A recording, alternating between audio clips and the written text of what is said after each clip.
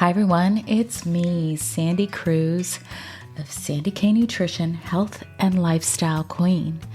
For years now, I've been bringing to you conversations about wellness from incredible guests from all over the world. Discover a fresh take on healthy living for midlife and beyond, one that embraces balance and reason without letting only science dictate every aspect of our wellness. Join me and my guests as we explore ways that we can age gracefully with in-depth conversations about the thyroid, about hormones, and other alternative wellness options for you and your family. True wellness nurtures a healthy body, mind, spirit, and soul. And we cover all of these essential aspects to help you live a balanced, joyful life. Be sure to follow my show, rate it, review it, and share it. Always remember, my friends, balanced living works. Hi, everyone. Welcome to Sandy K Nutrition, Health and Lifestyle Queen. I almost didn't say my name right. It's got to be summer soon. This is the first episode of my summer reboot series. I decided to do this, and I do this every year. So in the fall, I will be going into my 5th season and entering into my 6th year of Sandy K Nutrition, Health and Lifestyle Queen. And I'm really excited because I'm still here. And most of you know, I've really become big on integrity. This has been a big thing for me lately. Oh, by the way, this first of my summer reboot series, I should introduce her again. It is the lovely and beautiful Jenn Kautsch of Sober Sis. I thought this was a very popular episode last year. I released this just before Christmas, and really it's all about sober living and women and alcohol and all the things. And I thought, okay, we're entering into the summer season. And even though most of you who listen to my podcast are over the age of 50 or in your 40s at least, you know, you're kind of slowing down on the boozing. At least a lot of the people who follow me are, or they don't booze at all. And so this isn't a podcast to judge or anything like that. It's really just to plant a seed. And I love that, actually. It's to plant a seed because as we age, things change. We're not 20 anymore. I mean, I think our hangovers are way worse now. So this conversation was so popular before Christmas last year that I decided to make it the first to introduce my summer reboot series. Now, can't even remember where I was at, but oh yeah, I was talking about integrity. So I have really been on this, I guess, journey where I've been around for a while now. So I graduated nutrition college in 2019, but while I was still in college, I started my social media, so it's been about 8 years or so. And it was really more around food as medicine and that sort of thing. And then I moved into functional nutrition and functional health. And I started my podcast. And really, my entire premise, my friends, is to just give you options. I'm not telling you how things are. I'm not claiming to be an expert in you because nobody is. The only one who's an expert in you is you. And over the last few years, I've seen a lot of corruption. I've been approached by, these pay-to-play companies. I do no promotion. The only promotion I do is my own stuff on my social media, which I do myself. But what's happened is we live in this world of pay to play now.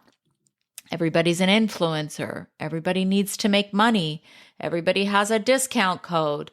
Anyway, I actually had the fortune of being on a podcast, a few podcasts, and I have talked about this. And I'm talking about it more because I think it's really important for you as a listener and somebody who's really taking your health in your own hands and understanding your health, that you pay attention to who you're listening to. Hey, I've done it too. There's all these people that are like larger than life personalities that speak on stage now that are these wellness influencers. And you go, okay, well, she's always giving out a code. Is she using all that stuff? I can tell you from insider scoop that they don't use all this stuff.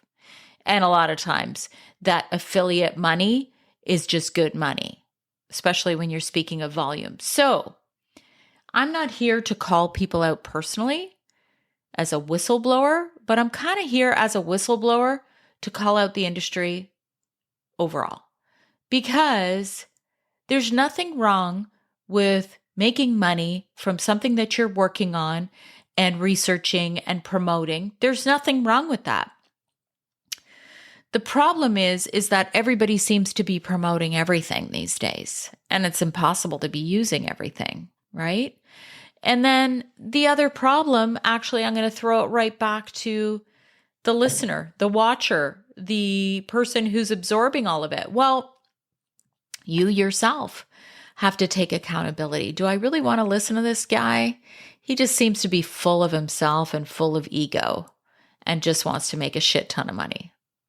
That's the facts. So the wellness industry that used to be very holistic, alternative health, functional health, has really kind of, I'm going to say, it's just a different leg of general health industry where, cash is king. And so who can you rely on? And I've actually had this question raised to me personally. And I'm like, okay. I know this is kind of getting into the whole woo-woo stuff, but I love that shit. Give me all of it. I just love it all. But we have entered the age of Aquarius, as they say. We were in Capricorn for a very, very long time. Structure, rules, expert, leader, and I do believe, as a person who is extremely intuitive, that's really, I am very much so. And I think we all are. I think a lot of us just turn it off. But as that person, I am seeing that more people are seeing fault with the system. So people who claim to be experts, well, I'm not saying that all your education and all your years of practice don't mean anything. That's not what I'm saying. But, you're not an expert in me. That's what I am going to say. And so that's where it all kind of goes back to you as the listener to go, does this resonate with me? Does this make sense for me in my personal situation, in my body? So these are the things that we all got to put it all back to ourselves. And I think that's the most important point here, because here we are, we can't control what all these people are doing, and they're just paying to be on stage and paying to be on this podcast and paying to be called an expert here. Well, fuck, who do you trust? Nobody. You trust yourself. And if there's any message that I'm going to give, that will be the message. We all have to turn inwards, as opposed to this world of social media where everything is external. I'm going to get this information from this person, this information. And by the way, I am going to put a little note, a little caveat here. We do get a lot of information and people do work hard. So I'm going to ask you to do one favor, and that is to give back by providing this free content for you, by sharing it with a friend. However you wish to share it. share it on Instagram, tag me, Sandy K Nutrition, Facebook, tag me, Sandy K Nutrition. Send it to a friend through iMessage. Whatever it is, if you share this episode with somebody, that's like saying thank you to me for providing this content for you. And it goes so far, you guys. That's how I've achieved 1.4 million downloads. Okay. I used to use a podcast promoter way back in the beginning.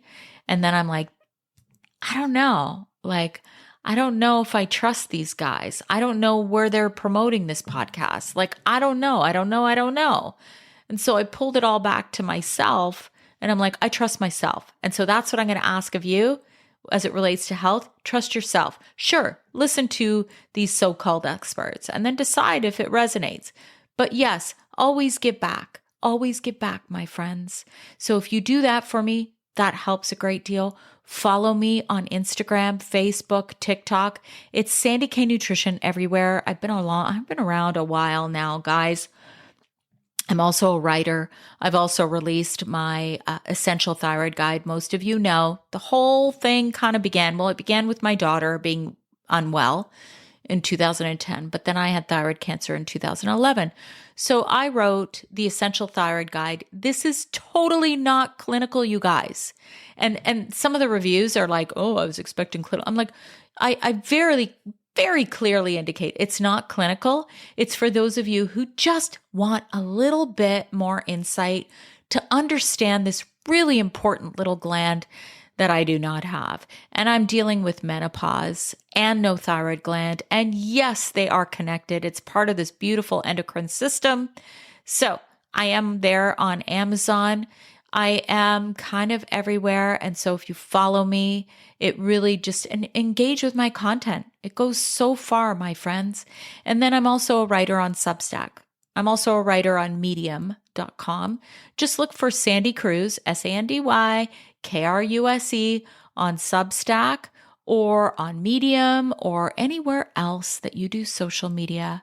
Thank you. I love you guys. I really appreciate you. You're why I do everything because as you noticed, I don't even have any sponsors because it's very hard to find companies who want to align long-term. They all want to just drop their marketing dollars and spread themselves thin. Anyway, I am rambling. I am on fire today. I love you guys. Enjoy the summer. Enjoy your family and your friends. Lots of love to you. Hi, everyone. Welcome to Sandy K Nutrition, Health and Lifestyle Queen. My guest today is Jenn Kautsch, aka Sober Sis. Jenn is passionate about making it safe for women to have a conversation about alcohol without judgment, labels, or rules. She is a retired gray area drinker. Around mid-40, she was tired, stuck on autopilot, and ready for a change. Years ago, she created the 21-day reset challenge and has now had over 30,000 women from all over the world participate. And today we will be discussing sober living, facts around alcohol for women, and options for a healthier path to aging. And, I always like to bring in the aging aspect because most of my listeners are in their midlife. Or a little bit older, technically, I guess, I'm going to be 55 in January. So I would be past midlife because I think, what is it? I think around 40 is midlife. So it's kind of like, I'm like, no, I'm still midlife. I still classify myself as midlife. So there, let's leave it at that. Right, Jenn? But I am really excited for this conversation. I had a show on sober living last year and it was really popular. And now I am so excited to welcome you, Jenn. Thank you so much for coming today. I am excited, Sandy. We're gonna get into it, and I thank you for having me. It's going to be a good conversation. I think so because I love how you really, I don't know if present yourself is the right way, but I love how you are very welcoming to all women without judgment in this area because there is a lot of judgment around alcohol. So I have to ask you about what inspired you to start this. I know I mentioned it a little bit, but I always love to ask my guests a little bit more detail on their story. Yeah, yeah. Well, thank you again for having me. And I'm right there with y'all in the midlife or beyond. Yep, I'm 53, married with two adult kids. And like Sandy said, I am a retired gray area drinker. And we can define that a little bit more today of what that even means.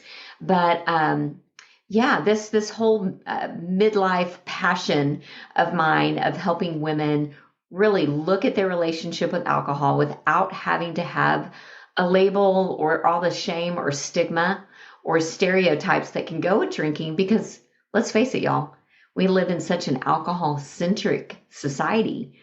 But yet it's still this stereotyped, often misunderstood um, habit that can form that can really turn into a full-blown addiction. And there's a full drinking spectrum. And I didn't know any of that. I just thought I just needed to use more willpower, get it together, pop myself out of that detox to retox loop. And what I realized was I wasn't broken. Actually, not at all. My pattern was broken. And because it was a lot to do with the science and how our brain works and just the habit loop and our beliefs, once I started unpacking that, I was on the road to freedom. And it wasn't that long that I was experiencing my own freedom that I honestly thought to myself, gosh, there must be other women like me who feel this way, who are not going to necessarily resonate with a 12-step program or kind of the end of the line mentality of black and white, all or nothing drinking. And so I set out to create what I wished I could have found. Mm, I love that. So it's really a passion for you because you saw that you needed a change. And then, you said the word shame. And I just have to mention this because I've written about shame. And one of my quotes is shame dulls your shine. Mm, And so when, right? And when women feel a lot of shame behind whatever it is, their history, what they're doing behind closed doors, I think that shame doesn't set us up for success either when you feel that. So that's why I love what you do. yeah, because let's start there because I would say when I was stuck in this drinking cycle, I really had more of a thinking problem than a drinking problem, but I couldn't discern between the two. All I did was feel bad. I felt bad about myself because I wasn't living in alignment with my true self. I was really living a very divided life. One girl by day, super healthy, mindful, get her done, ultra responsible. And then it was just my evening habits, my drinking that was just kind of like I'm going to open a bottle and have a glass while I'm cooking. Did I really have just a glass? Usually no, not most of the time because the bottle's open. You might as well just sip it on down. And what I noticed to your point was the more I felt misaligned and divided, the more shame crept into my life and I started playing very small. My world started to get smaller as I began to feel less worthy, less confident about myself. Though I was breaking promises to myself. I was literally eroding my own resilience by breaking promises to myself. So all of this was like a huge shame storm inside.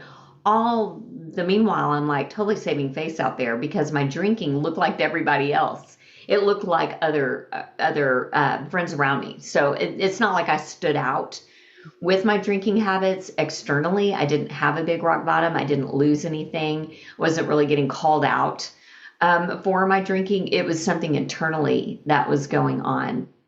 And so part of my journey was, as you mentioned in my bio, is in my mid 40s.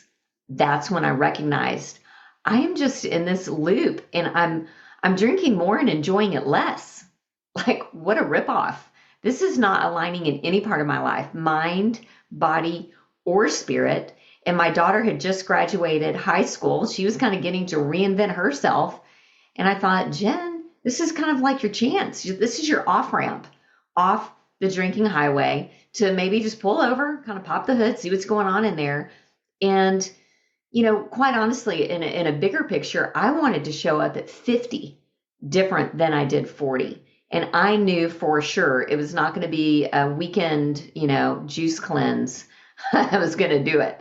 I was going to have to dig a lot deeper.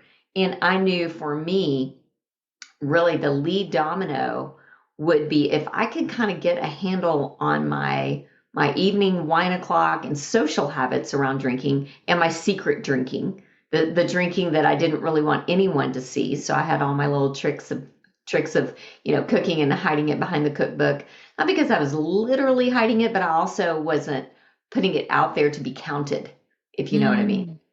And I know some of your listeners know exactly what I mean, because they're hoping no one's really paying attention because they don't really want to pay attention either. And so I knew for me, if I could get this drinking relationship, and I do call it a relationship because it is like having one, if I could get that more under control, I didn't even know fully what that would mean, then maybe that would increase more of my, confidence, resilience, like do new things. Hello, sleep better, wake up with more energy, ditch the hangover. The hangovers were worse. And I didn't have one every day, but I didn't need one every day to remember the ones that really took me down, to just not showing up my best self, or, going to a later workout class because the early one was just a little too early. And so anyway, for me, this whole drinking part of my life was a catalyst to get my shine back, to open it up to everything else. Because once I knocked the drinking domino down, all the other ones started to fall too. I do feel that at this stage in our lives, as let's call ourselves midlife women. We're just going to we're going to roll with that, Jenn. I think that a lot of times we're looking for something. We're looking for, what is our passion? How are we going to live out the rest of our lives? Do we want to leave a mark on this earth? Do we want to leave a legacy? There's all these things I think come into play for a lot of us who are listening. We have kids. And when those kids are not tugging on your skirt and your pant leg and needing every second of your time, I think it's our time to go, okay, who am I again?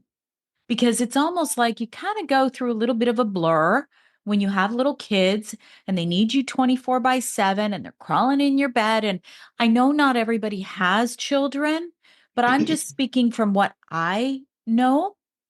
And then when I do drink alcohol, and I do on occasion, not very often, I feel like all of those goals and all of those things in my mind become hazy and blurry.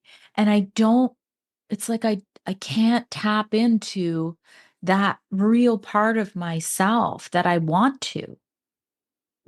Yeah, totally. There's nothing worse than walking around with this internal mental tug of war, or these, the word cognitive dissonance it's kind of a more popularized word now, where it's just talking about the wanting two different things at the same time. It's like trying to chase two rabbits. Well, you can't catch either one. And so, scripture says, you can't serve two masters. So I really do think that that's true when you've got different activities in your life that literally have opposite outcomes and opposite goals. And again, it's less about right or wrong, good or bad. It's more about, is it serving us? Yeah. That is the better question. In fact, for the longest time, Sandy, I was asking myself the wrong question, which really kept me stuck in my drinking cycle and other cycles for a long time, which is it bad enough? Like, I kept looking around and seeing that I was, a similar drinker, maybe to my friendship group or my husband or just the world at large. And that comparison trap actually kept me stuck, because every time I looked around and said, is it bad enough? Do I have to change? The answer was no, because I could always find someone who was, drinking more, having negative consequences that were visible, external. That wasn't me. So I think, to your point, a lot of this is what's going on inside. And I finally started asking myself a better question. Jenn, is it good enough? Is this good enough for me? So it's less about, is it bad enough? It's really a question, is it good enough? Is it good enough for what you're wanting to do? Does it align with you? Does it serve you and the people around you? Are there any benefits to what you're doing? And if there are no benefits to what you're doing, why are we doing it?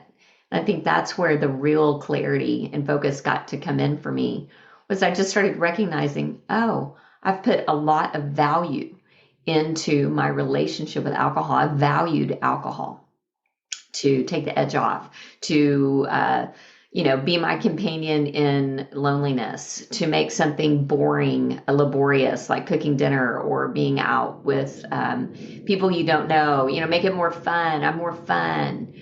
And it was almost like, I was bringing alcohol into my life as the guest of honor. Like, oh, now we can get the party started. Now I can relax. And it was like, no, I've been giving alcohol way too much power and value if I think alcohol can do all that for me and I can't do that for myself. Ooh, that's a very powerful statement. So for me, a big way that I can relate to what you're saying is when I used to be a smoker. It's like, okay, I quit in my 30s, but I smoked for 20 years. And I quit smoking with my pregnancies, no problem. It was easy because I was vomiting. So that was easy. And then I remember with my first, I started smoking again 9 months after. I'd stopped breastfeeding. And I know this isn't about smoking, but I'm just speaking about how I relate. So then when I started again, it's like, okay, the kids are good. Now I can sneak Right. outside and have my smoke. Okay. And so for me, I'd be like, okay, well, now I'm going to cut down. I'm going to cut down. And I'm only going to have 5 cigarettes a day because I got all the way up to 15. Right. Right. And now I'm going to cut down. And then slowly I would creep back up and I'd Totally. end They're up. very So, similar. right. Uh, So, like, I can relate just yeah. because the smoking, oh my God, I loved it so much. And me and my girlfriends, we laugh about it. We're like, oh my God, we love smoking. But I know for me, I could never touch a cigarette again, personally, because I loved it that much. And I knew how many times I went down that slippery slope over and over and over again. Yeah. So, maybe relate what I mentioned kind of to alcohol, because I know it's similar, but not the same. Right. Similar, but not the same. But a lot of times they go hand in hand. A lot of people tend to smoke when they drink or drink when they smoke. So these are two habits that, and two highly addictive substances. I mean, nicotine and alcohol are both addictive in and of themselves. So you've got that going on. And then when you attach a dopamine hit to it, it becomes a reward. And then that's a different part of your brain totally altogether where you're like, I want that reward. And it's very difficult to moderate or cut down on something that is that rewarding, that gives you that much of a, what seems like in the moment, a temporary value hit. It's very hard to then attach the anxiety or the restlessness or the irritability to the withdrawal of that reward. And so that is really just to simplify the nature of an addictive substance is it pulls you back in. Like alcohol, it literally creates a thirst for itself. So when you're drinking, if you want to keep that buzz on or keep experiencing what you typically experience with a drink, you ultimately have to drink more. And people, again, that have a high value, whether that's emotional, social, mental, you take all that and you do it long enough and it becomes physical. But I would say most of the women I work with, in my own experience, it was more mental and emotional, this tie that I had. So it was very hard to say, I'm only going to, it's kind of like breaking up with a toxic relationship, or, there's that word again, relationship. It's like having an abusive, boyfriend that you only see on Friday nights. It's like, does that really work? In my case, it was easier just to sever that relationship altogether. But I didn't start out that way. That wasn't my goal initially. It was my secret desire, but I didn't think I could do it. I honestly did not think that I could really pull it off and maintain it with a spouse that drinks. Again, just so much of my social life, my world had drinking all woven throughout it. And so the thought of like never drinking again is not where I started in my mind. And that's why I like to work with women in the gray area, because a lot of what I coach about and teach and offer is not about, hey, join Sober Sis and never drink again. Right out of the gate, right at the door, like some programs do. I mean, and again, I wouldn't ever bash any kind of other program or recovery path that works for someone. So I'm out here to say, do what works for you. Find what resonates. Find your people. Find the message, the program that works. But for me, it would not have worked to go, you know what? I'm just kind of curious about my relationship with drinking. I really want to cut down. Secretly, I'd want to not want it. But that seems like, like, I don't know if that's possible to not want it. So I just need to take a break long enough from it to get more clarity. And I think that's where I begin with people. That's where I began in my own journey, is more in a curious stance. Like just really curious, like, that's so interesting. I woke up with such good intentions this morning. Like for sure, I'm not drinking tonight. Like I would wake up many mornings, like hit the workout, have my prayer meditation time, have my, salad, green juice lunch. I mean, I was like ticking it down, checking the boxes. And then about 3:00 in the afternoon, kind of low blood sugar, kind of get the bonk where it's like, and I myself was not that great of a planner when it came to like meal prep and like it's getting close to dinner time. So I would find myself in a grocery store kind of right before I picked up the kids from school, throwing together kind of a last minute, what am I going to cook tonight? Grab some ground beef, get the ragu, get some spaghetti noodles. Oh, there's a bottle of red wine always by the meat section. There's Prosecco by the blueberries. I mean, it's unbelievable, the marketing and messaging and the association we make with like Mexican food, margarita. Like there are so many associations, places, places, people, and things. It's very true. And so, I would basically walk through the whole grocery store and tell myself, no, no, no, no, no, no, no, no, no, no, no. And then get to the cash wrap, get to the checkout, and decision fatigue gets set in. It's that time in the afternoon, and all of my good intentions from that morning literally would fail me. They would go away. And all the willpower I'd used already all day with my other healthy choices. And that's when I would usually grab a bottle that I didn't keep on hand at home because, again, I wasn't going to drink that night. That was the goal. And so I think it's very important just to start out with a lot of curiosity, compassion, and realize, ladies, if you're listening to me, we've been duped. I'm going to go ahead and say it. We've been tricked. We've been duped by the marketing and messaging out there that there are health benefits, that it really doesn't really hurt you that bad. It doesn't really matter. In fact, you deserve it. It's your reward.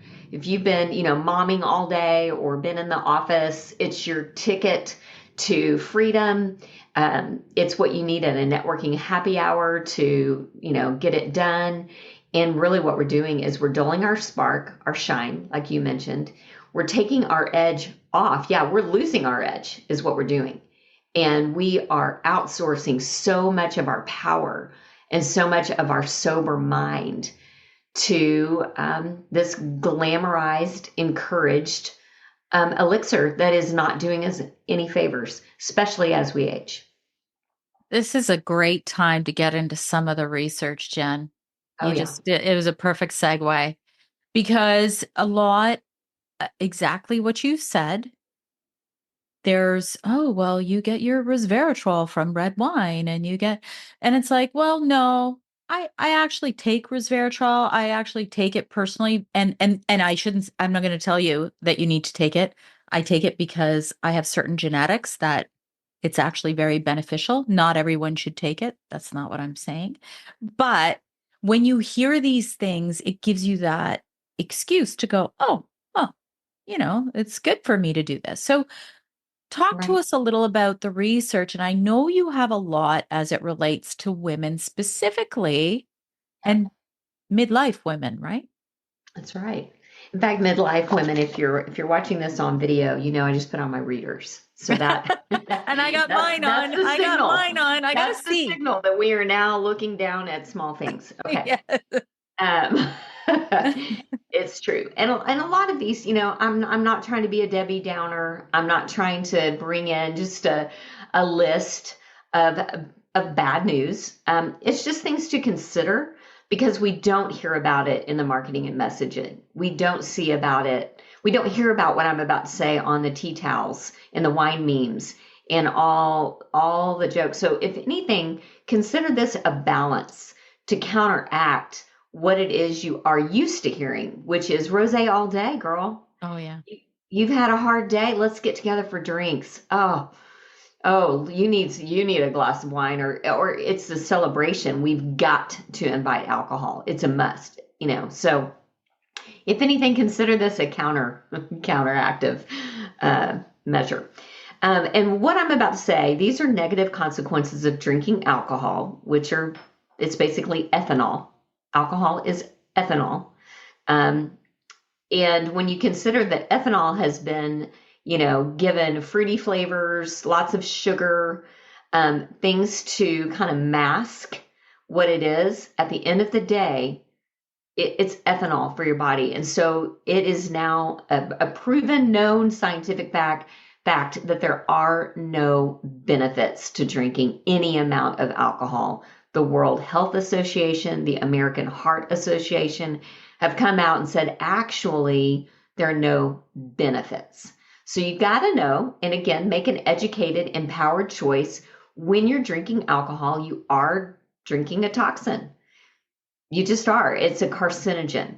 It is there are known tie-ins to cancer, which again, no one wants to hear because when you're out there drinking, you're thinking you're decreasing your anxiety because you're chilling out and you're taking the edge off. But really what we're doing is we're pouring gasoline on anxiety, on inflammation, and on other things. So what I'm about to say really applies to any age, but I will say take everything I'm saying and, 10x it for every decade that you've got on this earth, because as we age, for example, our bodies lose water volume.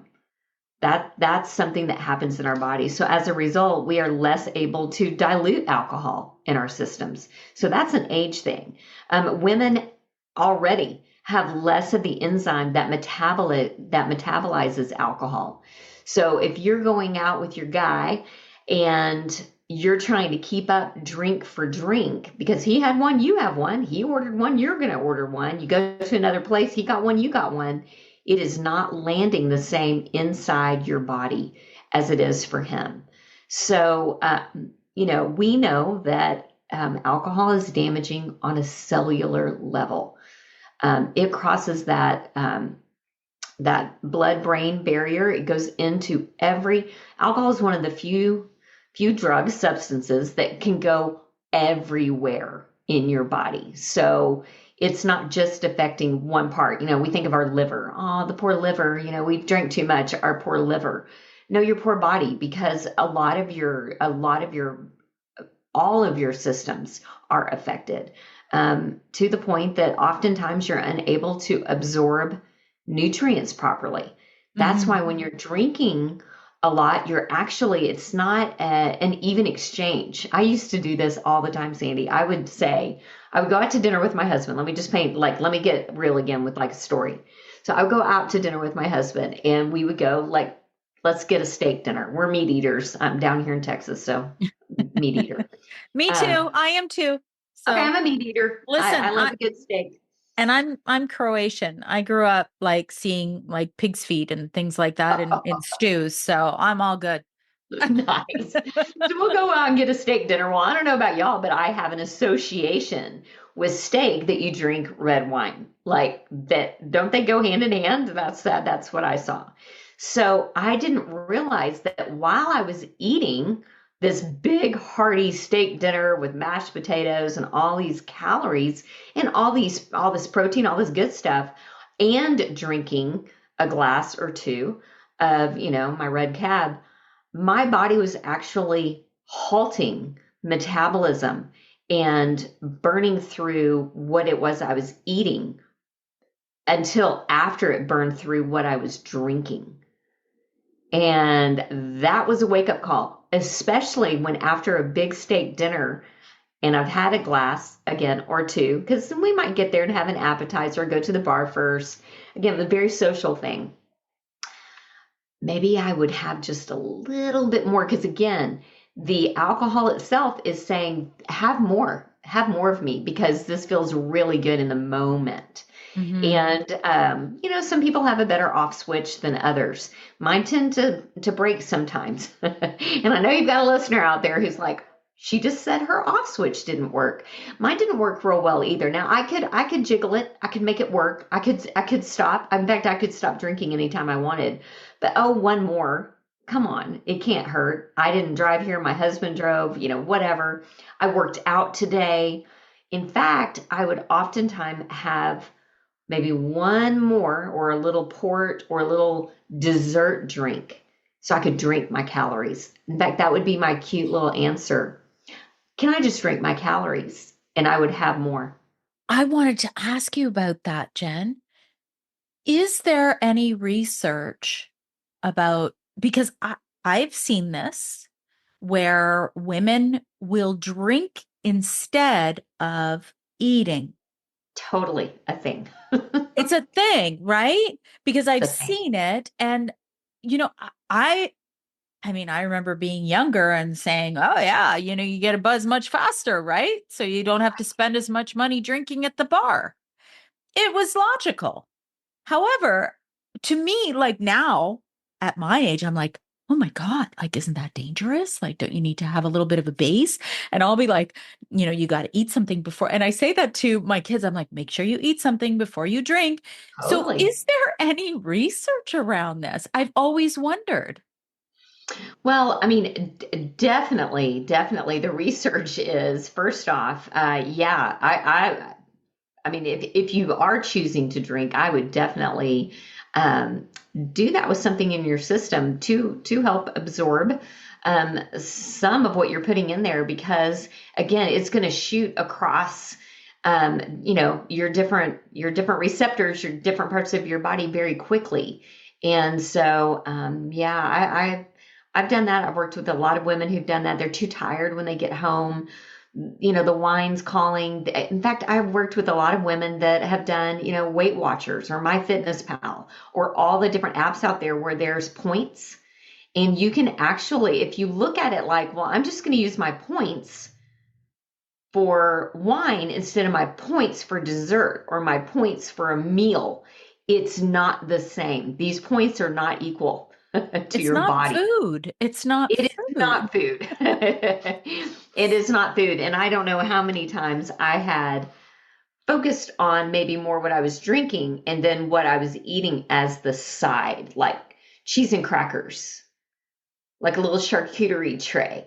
But like the main thing was, and I didn't consciously think this while I was doing it, but for sure it's exactly what was happening. The main thing was what I was drinking, and everything else was kind of a side. Just one point, I do want to make this as just as a nutritionist Yeah,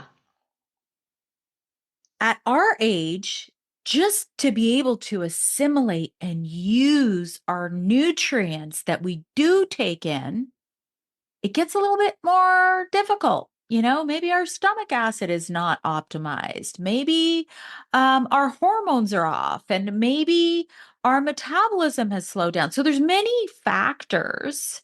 there's already a lot There- going on. So when you're in your kitchen, just kind of mindlessly sipping and mindlessly snacking, it's really doing a number on all level. And that was me oftentimes, especially if the kids, had sports or my husband was out of town.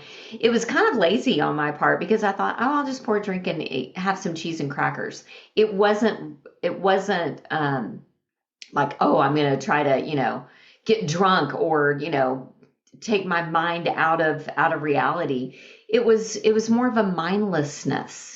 Mm, And I think that that's part of the biggest part of my message is mindfulness, sober mindedness, being awake, alert, aware in our own lives. This living on autopilot is crushing us, ladies, because we do get in that habit loop. What started to me as a real treat, a real pleasantry, a real book club, date night turned into Tuesday night while I'm cooking and the kids are doing homework. My brain didn't understand the difference. It just wanted the reward. And I felt, well, if anything, I need a reward for sure on a boring old Tuesday night with not much going on.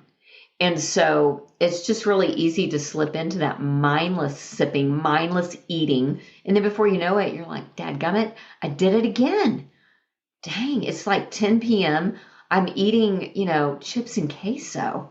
What's happening? I would never do that if I were mindful or in my sober mind at 10 p.m. for yeah. many reasons. And then add to it, you replaced maybe the wine and the cheese and crackers with what could have been a really healthy, nutrient dense meal, which is Right. what we all know we need more of right now. So, Yeah. um, Well, and something that would have been more life-giving. I talk so much about this in Sober Sis and in life. It's so true. I think oftentimes when we get in this mindless autopilot, just searching for rewards for just life being lifey, um, what we end up doing is we sacrifice the rest that we need, the mental rest, the emotional rest, the physical rest, the rest for our souls. We exchange it in light of just quick relief. It's just like relief is so temporary and it's such instant gratification. And we live, all of us, myself included, in such a society that just says, you just deserve it. Just go for it. I mean, you know, YOLO. Remember when our kids used to say that? You only live once. Um, so there's just kind of this, when we opt for just quick relief versus real restorative rest, restorative eating, things that replenish and restore us versus just deplete us more, because actually that's what alcohol's doing. When you're tired, when you're stressed, when you're bored, when you're lonely, when you're overwhelmed, women tend to drink more for emotional reasons than men. Men tend to drink for more social reasons than women, believe it or not. Now, I say we all drink for all of those reasons, but that's a real distinguish um, thing is that, yeah, women tend to drink due to emotional triggers, whereas men typically drink more for positive social reinforcement. So it's like we're watching football with the guys.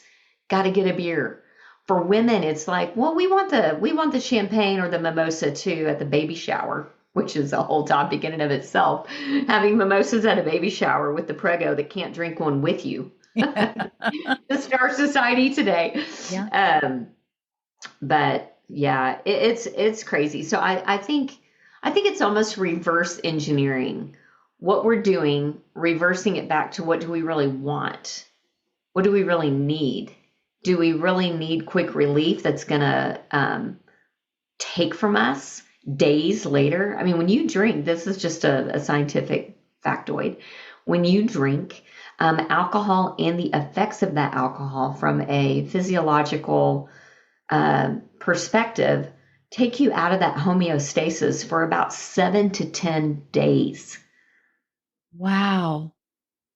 Yeah, let that sink in, y'all, because I did not know that either. That's why I think the science is so important. When you drink on a Friday night, your cortisol is still higher on a Monday than it would have been otherwise.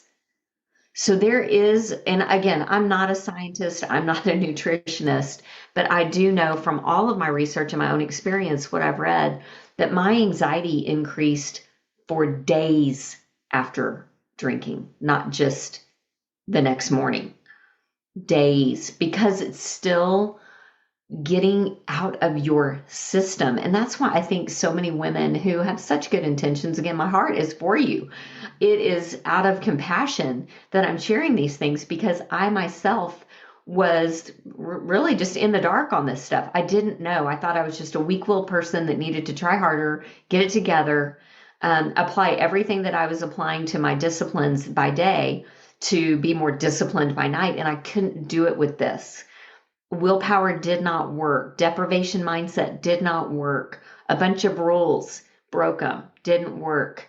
Shaming myself didn't work. And those were all of the things that I had tried on repeat for about 5 years while I was trying to change this habit on my own in isolation. And it just didn't take me anywhere. And so I think when women know more, it's empowering, but when we do something with it, it's transformational. It's truly life change. And so I want you to know if you're listening and you're like, man, she's reading my mail. There is great hope. There is a way out of this cycle, but you do have to really go back to your why, your WHY.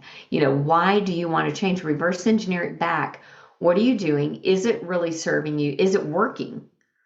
Is it actually working? Are you taking the edge off, or are you down and out for the next 2 days in a subtle way that's just not your best life? You're still high functioning, you're getting everything done, but you're dragging around this headache, this a little bit of irritability, this anxiety. And then what happens is we drink and it goes away for just a brief period of time.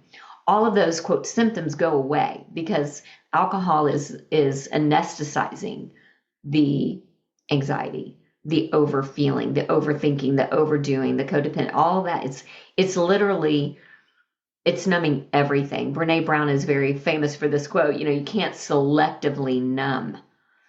So you can't numb out your anxiety and keep a lot of your confidence and resilience. It's going to go out together.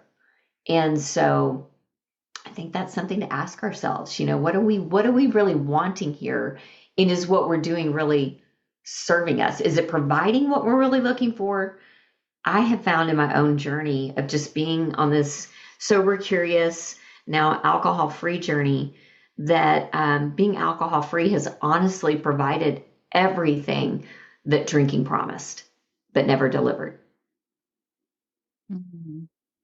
I did read some research about that whole cortisol. I know Huberman, Yes. he talks a lot about alcohol and the effects of alcohol. And I did hear or read him talk about the research on cortisol. So for anybody's who's not sure what that is, that's your stress hormone. Yes. So yeah, so if you and here's another thing that is I'm sure often not talked about. And I know this because it's in discussions with menopausal women all the time. When your ovaries shut down and they're not making your sex hormones, guess what has to make them? Your adrenal glands. And guess what your adrenal glands make? They make cortisol. And if you're constantly overproducing cortisol, which is your stress hormone, you're going to lack in other areas where your adrenal glands need to work. Like if you're one of these women who chooses not to go on bioidentical hormones, you ain't going to have any if your adrenal glands are not functioning well. So I think, the one thing that's probably not talked about is how everything is so interconnected in our body. It doesn't work in silo, our Right. systems. And we kind of wanted to because we like to compartmentalize our lives. Like I'm this woman by day. I'm this woman by night. I'm like this on vacation, but I'm like this at home. I'm like this on a Friday night, but not a Tuesday night. But our bodies don't know the difference. And oftentimes, that 7 to 10 days number, I work with a lot of women who are, again, so health conscious and so mindful that they'll go Monday through Thursday without drinking. And but it's the weekend. I'm not going to drink during a work week. I got to look alive, sis, during the work week. But on the weekend, oh, it's my time. It's my time to chill, relax. You're never getting out of the craving cycle. All week that you're not drinking, you're pining away deep down. um, Physiologically, you're going through withdrawal symptoms. And again, that sounds so like, whoa, withdrawal. We think of that for like an addict on a park bench with a paper bag.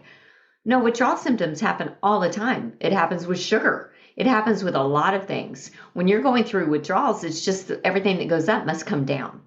Um, and so all that means is it could be, the brain fog, the higher anxiety, a little bit of restlessness.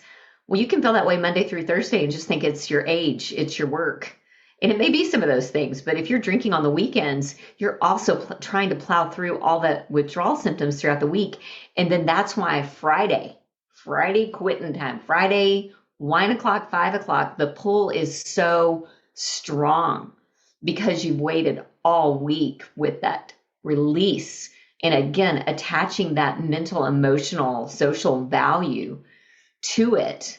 And that's why mindful awareness of your body day in, day out, weekday, weeknight, weekend, is really empowering because now I look at my life on a continuum of how can I be more present and how can I be more healthy versus, oh, it's this day, it's a cheating day. Again, I'm not about perfectionism. I think that actually drives people to drinking. I Yeah. think perfectionism and people pleasing and high performance, which again, I've described women I work with often because I work with women just like me who tend to be type A, go get her done. You can only hustle and do that for so long, and then you're going to crash and burn. So what I've also discovered is self-care. What does that look like day in, day out throughout the day? Not just a spa day for 4 hours every 6 weeks, but like every day. How do you have that release valve? How do you get your rewards elsewhere? How do you even keep the ritual of decompressing and unwinding without using something that just provides quick, instant relief, but actually takes from you? To me, that's the journey. And that's where it gets really fun and exciting, to create that kind of lifestyle where you're like, wow, everything can be more of a deposit instead of always trying to balance out deposit, withdrawal, deposit, withdrawal. That's what moderation was for me with drinking. It was like, okay, well, I can drink here, but then I'll have to juice cleanse there. And it was like, it was more work for me than just going, well, I'm not perfect. And, I don't always eat great. And sometimes I skip a meal. That's not great unless I'm, purposeful. And so it's more about mindfulness and more about choosing than it is about social pressure, peer pressure, even at our age in our 50s or above. Yeah. The peer pressure, the social norm of, come on, just have a drink, just have one. I mean, what if you don't want one? What are you going to say? What are you going to do? And that's a lot of the inner work, is getting back to your alignment, your true self and your balance, and then going out there and just staying true to you, but being supported enough to do that so you don't feel alone. Mm.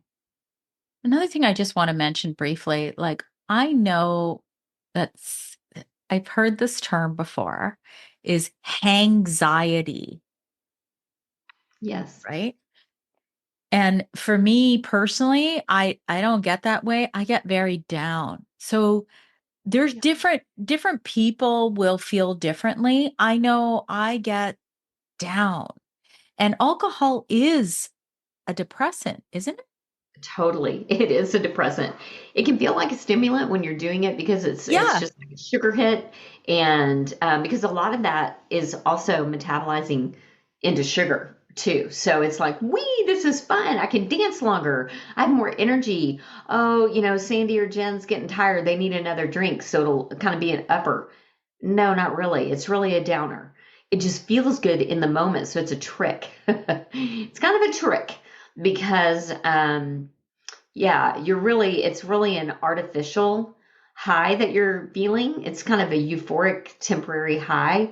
And wow, like I said, everything that goes up must come down. So there's this chemical, perhaps you probably know more about it than I do, called dynorphin, that literally counteracts a lot of that artificial dopamine spike, that rush. And that's what usually happens when I talk to women about the 3 a.m. wake up call. That's what I call it, the 3 a.m.er, where, and again, you can have that for a lot of reasons, hormonally Oh and yeah. whatnot. But if you've been drinking, that 3 a.m., that kind of racing heartbeat, the feeling of dread, um, that's the other side of the alcohol. That's the other side. That's the coming down, and that can feel really debilitating in the middle of the night because you're laying there thinking about all your responsibilities the next day, how you're not going to do this again, how you regret it, and then you wake up and then starts the cycle again, the detox to retox loop, all the good intentions, all the trying to sweat it out with all the hot yoga you can possibly fit in your schedule. Go for the 90-minute class, like, plus it's so rough because you're already super dehydrated. You're already dehydrated. And then we try to sweat out the toxins. I know I did hot yoga for a decade. Okay, Um, can I just tell you something really, Brutal. okay, this is totally an aside, and I'm not sure. So anybody who's listening, go research this because I'm not sure if this is 100% true. But I have heard that when you do hot yoga, you're not even detoxing because your body is in such a high state of stress that you're not even, and if you're detoxing just alcohol, or you think you are you really? Because remember, when you're detoxing and sweating like that, in order to detox, you have to have a really good foundation of minerals in your body. Right? So just something Totally. for everybody to think about. I'm not 100% sure on this, but Well, I can tell you just from my own experience, going into a hot yoga class, like a Bikram hot yoga class, which are notorious for like being pretty hardcore, hungover and dehydrated, thinking that if I can just drink enough electrolytes in the car on the way, just doesn't work that way. And so oftentimes I would leave there feeling way worse. Um, yeah. and just felt like I was almost like paying penance. Like it was almost like a body kind of subconscious punishment, like get in there, sweat it out. And I just sometimes I just couldn't even do the class. Because again, as we age, our bodies just don't bounce back like it seemed to do when we were younger. And there are physiological reasons for that. And yeah, and then just the shame and the getting down on yourself and all of these things, if you don't have the right tools, strategies, or a community of support, actually make you want to drink more. I mean, let's think about it. If you're in a state of mind that's down on yourself, you're feeling high anxiety, you feel terrible physically, and then you take a drink. I mean, that's why there is a physical addiction side to this. And people who have gone all the way down the drinking spectrum, there's about 10% of heavy drinkers that would fit into the physical addiction part of the drinking spectrum. So the majority is kind of in that gray area, right? Kind of like a bell curve. Like very few people who drink truly take it or leave it, don't care. Maybe they'll do a toast once a year at a wedding. They drink alcohol, but like totally means nothing. And really, if they knew more, they may not drink it at all. I mean, it just doesn't have that connection all the way to it can be very dangerous to have physical withdrawal symptoms if you're in the physical, addiction aspect of drinking. And so, I just think, all the things that we do to try to kind of have our cake and eat it too. For example, I would, have my little nightly glass of wine while I was cooking. And then I would also be at the grocery store, and not to give advertisement for this product, but there's one out there called Party Smart. And it was like a capsule. It was like a supplement with like milk thistle and all kinds of like things that were supposed to be good for your liver. And I would literally buy that in tandem with my alcohol. Mm-hmm. I mean, that's a wake Mm-hmm. up call right there. If you're doing that, you're not a bad person. You're just trying to mitigate what it is you're doing that is not doing you any favors. But that pull, that draw is so strong. And I just want to recognize that if you are in this habitual drinking place where you can take it or leave it, but when you leave it, you really are feeling miserable, deprived, left out. You don't really have the tools. You're just kind of white knuckling it. Maybe you are going through your work week without anything, and then you're just kind of like binging on the weekend. Or maybe you were like me, just kind of mindlessly sipping throughout life and taking days and weeks off in between. But it was kind of my home row key, if you will. Because again, it just felt normal. It's what we did to transition from day to night. Yeah, I'm glad that you specified that, because you gave some examples of maybe spots where you want to be more cognizant. And the one thing I always say is this show, whatever I talk about with any guest, it's not to preach or to say that you must do this, but if you're listening, it's probably because something is resonating within you that you want to listen. So that to me is great. And I think it's just like, you know, if somebody was to tell me, oh, smoking does all these bad things to you and da da da da, if I wasn't ready to listen, it would literally go over my head. Right. Right. So I'm glad that you mentioned just a few examples of where it might be something that you want to think about. Now, is a lot of your programs, is it mindset, Jenn? Yes, I would say a lot of what I am talking about in my 21-day challenge that does start at the beginning of every month. Of course, dry January is coming up, and that's Oh, a yeah. big one. But a lot of it is mindset, because if we don't go to the root of our thinking and we just do behavior modification, we can all do that for, there's National Quitters Day. It's usually the second Thursday, I think, or the second week of every January. It's literally on the calendar, National Quitters Day, because that's just behavior modification. And if we just do it all based on emotion, well, I could moderate or choose to not drink if my emotional well-being was stable. But what if it got unstable? It wasn't going to work. I had to work even back deeper and further in with my thinking. And so that's a lot of what I talk about is practical strategies on the behavior side, more how to manage the emotions, but all of these things come from our thinking. And so I think a lot of it is practical, especially at the beginning when women are just like, okay, I'm going to trust you, Jenn. I'm going to try to set alcohol down for, 21 days, 3 weeks. I'm like, give me 3 weeks. And if you drink during the 3 weeks, you're not a failure. It's not this big slip up, so you have to slide. You can just take it as valuable feedback. In fact, we look at it as recon. Like you just got a data point.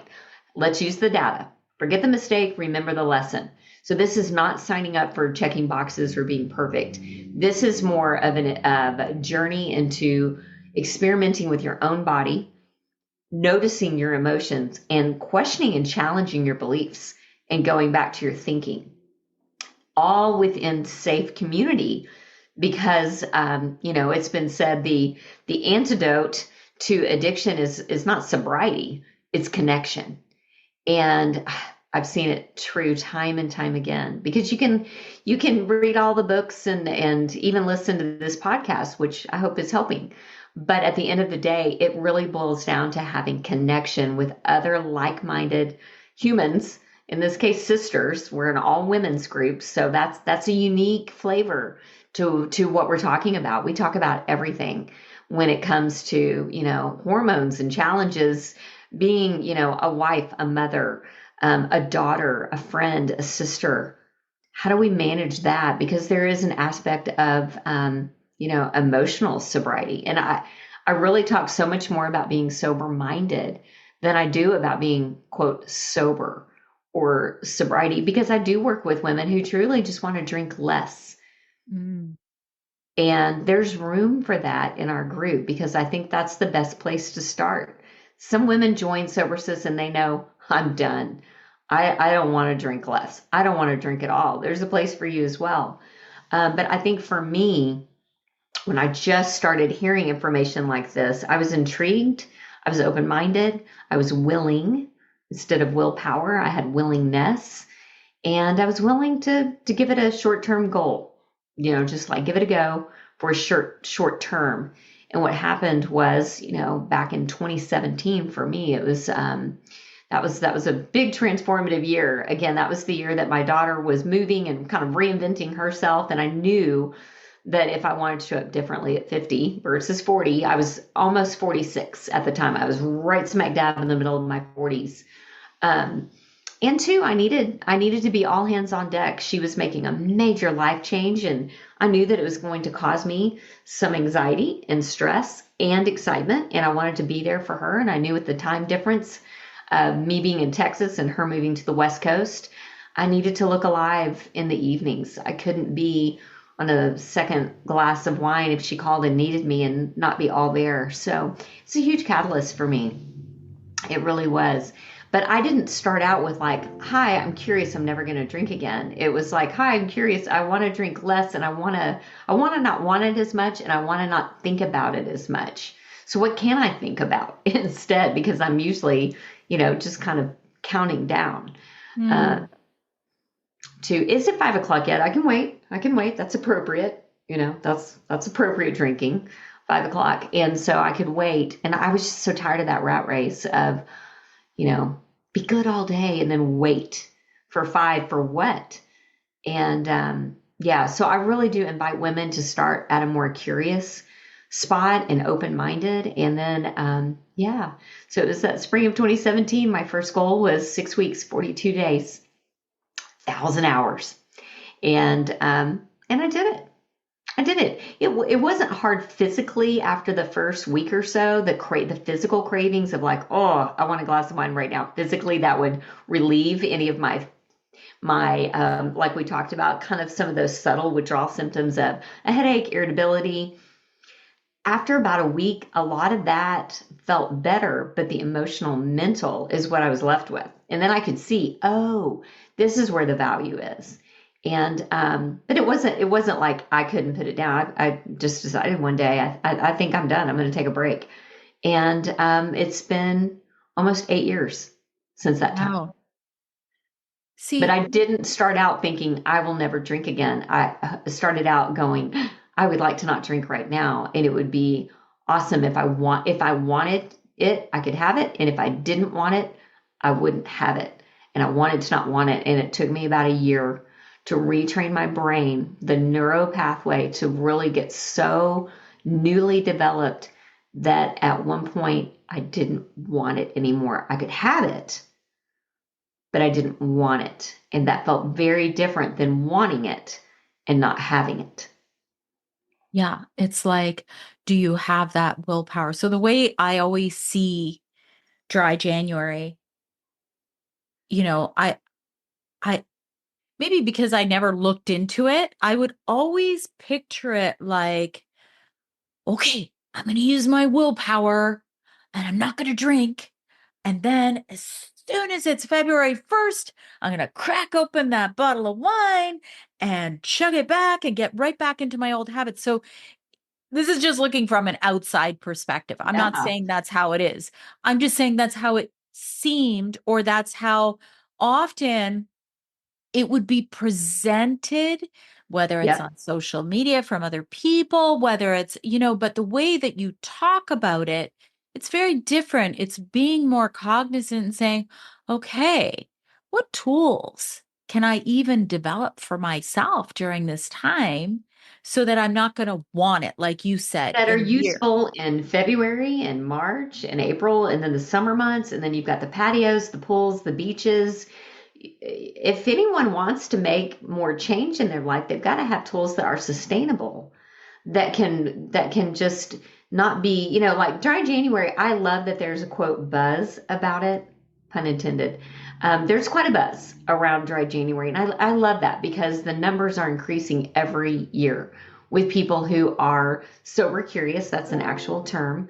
Um, but I do think a lot of people think, oh, well, I'll just got almost like prove to myself I don't have that big of an issue, that I don't have a problem. Cause see, I can do dry January. I'll just hit the pause button and then almost like celebrate that I did dry January with drinking, which again I've done numerous times.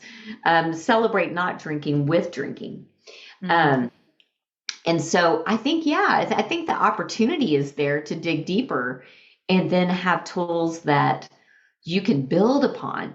I think it's just the beginning, not the end. And when I was doing all these 30-day challenges and detox with that in mind, of like proving to myself, I could, so I can't have that bad of a problem if I can stop, see, I was missing it. It was like I was literally missing the boat, missing the opportunity. And so now it's almost like an invitation to just get started, but you got to start somewhere. And I think it's easier, honestly. I mean, all the habit books say it. I love James Clear and all of his work when it comes to habits and breaking it down. It's easier to have this effort ladder, if you will, where you don't climb a full ladder with two rungs on it. You want as many rungs as you can, then you just climb it. And a lot of that is by setting smaller, attainable goals for yourself, getting positive feedback, feeling the momentum, and then just going to the next rung, just moving the goalpost a little bit, which is all I did to get to this point where I've truly created an alcohol-free lifestyle. It's a part of my identity. I had an identity as a drinker, and then I've now switched it to having an identity as a non-drinker. Um, I don't necessarily walk around and say, AKA sober sis, or I'm sober. I'm a non-drinker. I don't drink alcohol. I drink a lot of other things, but I don't drink alcohol. And this is a side note to my story, Sandy. And I don't know if you know this, because I don't know if we've talked about it, but I didn't start drinking until my young 30s. I Really? did So you not didn't drink in party high in school. your I did not 20s? party. I did not party hardy in high school. I went to a Wow. state school here in Texas, was very active in a sorority, was totally in the mix. And for me and my personality, it just did not appeal to me at all. It looked kind of out of control, kind of wild, kind of rebellious. Back in the 80s, yes, I'm totally dating myself. Me too. Um, 80s kid right here. There was no Uber. There was no cell phone. I mean, if you got yourself in a pinch and you're, throwing up at a frat house or, stumbling around and your girlfriends are too, that just, for me, just did not appeal to me. It looked kind of scary. I'm a rule follower by nature, except for, my own rules when it came to drinking as an adult. So I was actually a married mom working and kind of fell into the happy hour scene, fell into the networking. You deserve this. This is stressful. You've had a long day. This is kind of your mommy wine juice, that the whole mommy wine juice culture, which really started about 20-ish years ago when many of us listening were young moms. And it kind of came on the scene because honestly, when I say we've been duped, I mean purposefully.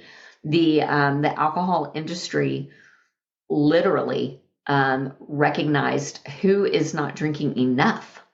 We've already Mm. got the men. We've got them on their beer and bourbon and whiskey thing that they're already going. You've got certain segments of society that are drinking, but who's really not drinking enough? Where's the demographic we need to really turn it on? Moms, women working in their home, out of their home, women in general, but especially moms. And that's when you started to really see. And I think that was very different than when I was a teenager or in my young 20s. My mom didn't drink in a mommy wine juice culture. She didn't take a Yeti to the park No. and put, like, Nope. and nor did we or I didn't. I'm I again, no didn't judgment either. here. I was not into that. As a young mom. Yeah. Whereas now, and I think young moms, quite honestly, are wise. They're wisening up. They're watching a lot of us in this middle age bracket. They've watched us, and they've also watched us not have the success that we wanted with our wine o'clock habit. They can see, and so actually, for the first time in history, we our demographic. I say we. I'm 53. This kind of middle age zone, which is your audience, for the first time in history, we are drinking more as we age, not less. And we are now the demographic that is having the most struggle and the most problem with alcohol. It's not the young people, it's not our sons and daughters, it's us. And that's why, again, I'm so passionate to bring this conversation to the forefront and why I'm so thankful for the opportunity because we're the demographic that's kind of slowly fading in the background with this habit at home. A lot of it is at home. It's kind of like not bothering anybody, don't want to get in anybody's way. It's that taking our shine away, like you mentioned at the beginning, and dulling our spark, dumbing us down, saying we don't really have anything left to offer. We're kind of done. Mm. No. Sandy and I combined are here to say, no, you're not done. You can just get started. I started Sober Sis when I was 47 and jumped into the realm of social media and business and creating what I wish I would have found, but I didn't know what it would entail. And so I'm just, so thankful in my now mid 50s to have such passion and purpose that I would not have had access to had I become a professional patio drinker in these empty nester years, which was exactly the direction I was heading. Just to kind of get dressed up and go with my husband to networking events, play my pickleball and just kind of, wine and dine. Or keep working and just hustle and then find myself at the bottom of a bottle on the weekends or after a long day killing it at work. There's just more. There's just more. And I think a lot of your audience are probably, grandmas or are going to be. And I work with a lot of women in their late 50s, 60s, 70s, and even have a handful of sober minded sisters in our community that are in their 80s. My matriarch, Sober Sis, is 84. And she just recently, in the last 6 months, did my 21-day reset challenge. And it's changed her life at 84. So, I mean, I'm here at 53 to say it's never too early and it's never too late to change your relationship with drinking because there's so much more on the other side. You really don't have a drinking problem as much as you have a thinking problem. Hmm. I love that. Oh my God. Everything that you talk about, I love. I've done some cognitive behavioral therapy courses because nutritionists, there's a lot of correlation between what you're talking about and food addictions as well. With the whole emotion side. But the Yeah. key is this, and I think you are doing incredible things. What you're doing is you're helping all of these women just to wake up and, Yes. and, and let the way that you age be your choice. Let it be That's your right. choice. If you want to retire and go enjoy life on a beach in Croatia, which is what I'd love someday. I'm just kidding. I actually have no plans to retire. I don't. I'm just going to keep going until I'm not going anymore. Right. But I'm just saying everybody Yeah, who knows, right? has. You may be called to a whole second, third act in your life and something that may have been lying dormant, or in my case, I think, and again, I'm just coming from my own faith perspective here. I think that God all along had been almost like predestined me. I mean, I really believe that we are all given a special purpose when we come to this world. I think that that's already inside us. And I look back now at my life at this point, and I can already begin to see the skill set, the experience, the heartache, the mess to get to this point to have this message. It all came together, the highs, the lows, the good, the bad, the pretty, the ugly, all of it. I need it all to do what I'm doing now. And I just think that's so gracious because in my view, and again, as a Christian, I was oftentimes, and I know some of your listeners, this may resonate, there were oftentimes I was literally praying to God to take this away. Like, take this away. Take this mental tug of war away. Take this divided life away. The conviction I felt of being kind of hypocritical with my kids, kind of like, do as I say, not as I do, unless I can hide what I'm doing. And then you can think that I'm not loving this feeling that I'm getting when I'm numbing out a little bit around you. And again, this isn't on them, it was me. I had to really reconcile that. And I kept saying, God, take it away, while I was like holding on to the wine stem as tight as I could. Take it away. And I'm so glad in his mercy and in his grace that he didn't, quote, just take it away. I have a relationship with God. I don't look at it like religion. I personally see it more as a relationship. And in a relationship, you don't do that. You just walk up and take things away. You partner. And that's what I really experienced on a spiritual level, because I really do come at this from a holistic point of view, mind, body, and spirit. So from a spiritual level or point of view, I was like, okay, God, instead of me trying to perform, white knuckle it, and do all these things that are not working for me, what if I just met it with, again, the curiosity, the willingness, and almost like a surrender? Like, I'm just going to surrender this and I'm going to let go and partner with you. So I'm going to still do my part. I'm not going to just sit back and ask for some, genie in a bottle or some magic wand to come. I'm going to need to do the work. We hear that all the time. You got to do the work. Well, what's the work? Well, the work is ongoing, people, because we're still doing the work over here. But the work was being able to be honest with myself. The work was being honest with other people. The work was learning instead of just trying to quit. The work is the journey. And that's where the partnership for me changed everything, because it was just filled with kindness, grace, and patience. Because again, I think there was this other purpose that he had for me, but I had to go through the fire to come out on the other side, to be so passionate almost 8 years later, to keep talking about it every day. Yes, ma'am. It's called the hero's journey. Yes. Hero's journey. Been there, done that. That's why I'm doing what I do right now. Yes. We It's want that for other people. Yes. yes. To And be a hero in their journey too. Yeah. yeah. So this has been an amazing conversation. I love you, Jenn. Like, honestly, you're just so real and so down to earth. And I would love for you to tell my guests, and I will have everything in the show notes as well, all the links, but let us know where we can find you and follow you, especially for those of you who are just curious, just curious. Yeah. Go check out Jenn.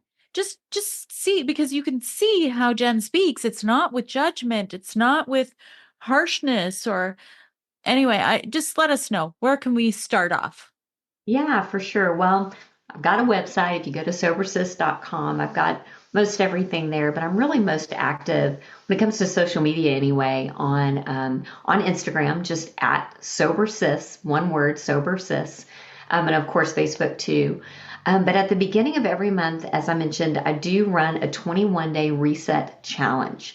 So women can sign up for that at any time during the month. And if you're kind of past the first part of the month, then you go to the next month. But I have what's called a runway. So I have all kinds of resources and ways to help women anytime you're ready to get started. But if that seems even like a little much, I do have a free guide. I have a free guide for 1 o'clock tonight. If you're like, okay, let me just try some of your strategies and see if they work. And so, Sandy can put all that below in the show notes. But maybe just starting with my free guide and looking at, an upcoming event or, a wedding or a holiday party and going, I'm just going to try to not drink tonight. Let me try some tools and see if they work. And then if you really want community, because I believe, as one of my coaches says, community is immunity. When you've got community, you can become more immune to the pressures and the temptations and the loneliness and the pressure of just social drinking during such a busy time. And really, with Dry January coming up, there's a time where the world tends to collectively hit the pause button and hit the reset button. So if you're even considering it, it's a great time because a lot of people around you are doing it too. Now, I can take you further than just a Dry January. And that's what's great about what we're doing is we're building ongoing community and support after the 21 days. That's a great place to start. That's perfect. Thank you so much for all your time today and your wisdom, Jenn. Loved it. Love getting to know you better too. Me too. I hope you enjoyed this episode. Be sure to share it with someone you know might benefit. And always remember, when you rate, review, subscribe, you help to support my content and help me to keep going and bringing these conversations to you each and every week. Join me next week for a new topic, new guest, new exciting conversations to help you live your best life.